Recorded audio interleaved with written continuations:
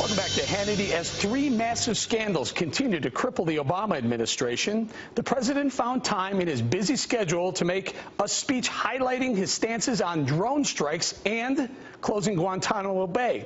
But in this obvious attempt to distract the American people from what's really important, that being Benghazi cover-up, the IRS targeting conservatives, and the DOJ spying on reporters, the president instead reminded Americans of two broken promises. After all, remember when he signed this executive order during his first week in office?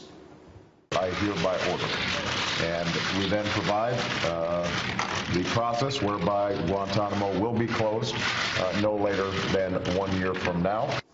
Broken promise number one. And just 24 hours after his attorney general reluctantly acknowledged the fact that 4 Americans were killed by drones since 2009, we must also question the administration's vow of transparency. Remember this?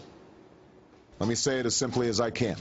Transparency and the rule of law will be the touchstones of this presidency. Our commitment to openness means more than simply informing the American people about how decisions are made. It means recognizing that government does not have all the answers and that public officials need to draw on what citizens know. So let's get this straight. President Obama tries to distract Americans from the current scandals by reminding us of his broken promises. Here with Reaction, Kentucky Senator Rand Paul. Senator, thank you for joining us. So let's talk about this a little bit. We talk about these things, they're called shiny objects or rabbits, because the media likes to chase the rabbits around. Was today's hour-long speech a shiny object or a rabbit to distract the Americans' attention from the big scandals, 3 big ones? Well, I would kind of have a different name for it. I would call it a misdirection campaign. Meanwhile, today I called for the IRS commissioner to be suspended, and about 2 hours later, somebody did suspend her. Unfortunately, she'll be still receiving her paycheck. But if you're going to plead the Fifth Amendment and you're not going to be part of a congressional investigation, you're not going to participate, I think suspension without pay, absolutely, until we get to the bottom of this. But I think the whole thing, we didn't get much new in the discussion of drones. Senator, we knew about the drones killing in America. We knew Anwar al-Awlaki was a naturalized terrorist. We knew that a drone killed him. That happened 2 years ago. In fact, the New York Times ran it on their front page 2 years ago. We knew that he wanted to close Guantanamo Bay 4 years ago. Why now? What's the timing of this? It has anything to do with the big long weekend coming up, and you know, a lot of Americans, 300 million of us, are going to be standing around a barbecue. I'm just wondering if he wants the discussion to be about drones or if he wants it to be on the 3 pending scandals. Well, we have sort of Old MacDonald's farm of scandals. Here a scandal, there a scandal, everywhere a scandal. So we're not sure which scandal to even talk about. I don't think this will work because he's putting off really the ultimate reckoning. He's saying, oh, in 30 days we'll do this, in 90 days we'll do this. Well, the IRS scandal's been going on for over a year. The report's out there. I think they know who is responsible, but he's not getting anybody. Nobody's willing to be fired or removed from office for this. So now I think it's a bit of misdirection here. There are still some important questions, you know, about American citizens overseas. And even that issue, he sort of obscures. He says, of course they should get due process, but his idea of due process is flashcards and a PowerPoint presentation. So even that he doesn't really come clean with. Senator, we've learned that up to 18 suspects in the Benghazi terrorist attack have been at least partly surveilled by the Intel Department, by the Intel people in D.C. Yet, President Obama himself has said he has a kill list. We know of a kill list where he said, if I want to drone someone, it's on the list, they get droned. Aren't these 18 prime suspects for the drones kill list?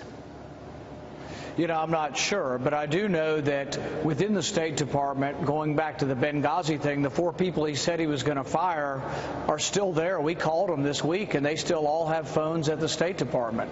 So really, the question is, will he follow through with any of this? But I think he's in danger of losing his leadership or his ability to lead the nation because people distrust now whether their government's being used for political purposes.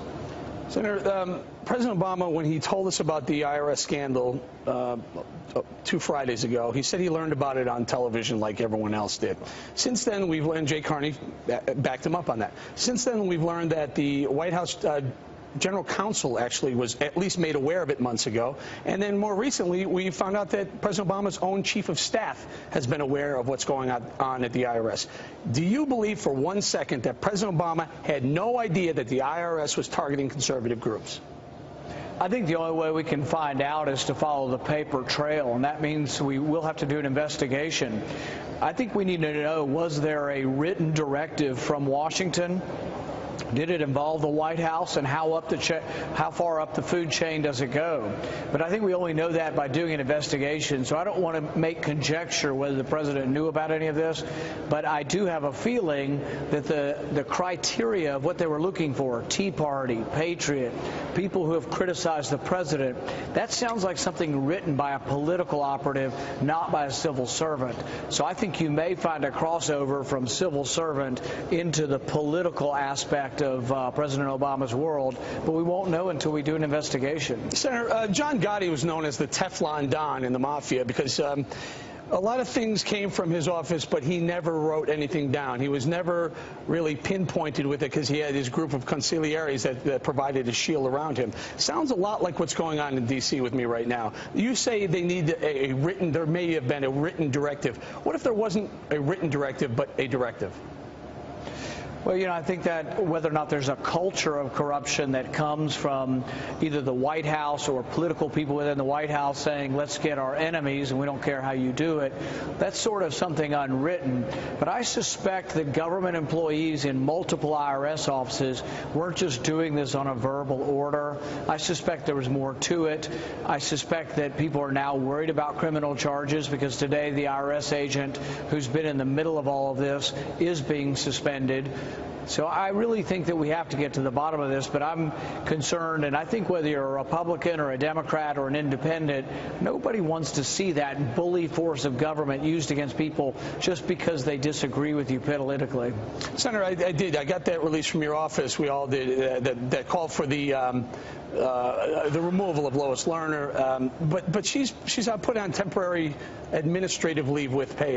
Is that enough? Is that okay? Well, it's a beginning. I would have suspended her without pay. The other thing is we have to watch closely because what they tend to do is they transfer people around and change their titles. With Benghazi, no one was punished for the fact that for 6 months they begged for security and it was denied by Hillary Clinton and the State Department. She says, oh, I know nothing. I'm in charge around here, but that decision wasn't made by me. It's the same with the president. I know nothing. I'm in charge of the country, but I don't know anything about that. Attorney General Holder has sort of the same opinion. I'm in charge around here, but I think I recused myself from that decision. I wasn't involved. So we have all of these people. Nobody wants to take responsibility. And when they say someone was reassigned or fired, we find out they're still in their position at the State Department. All right, Senator Rand Paul, Kentucky Senator Rand Paul, thank you very much for joining us tonight.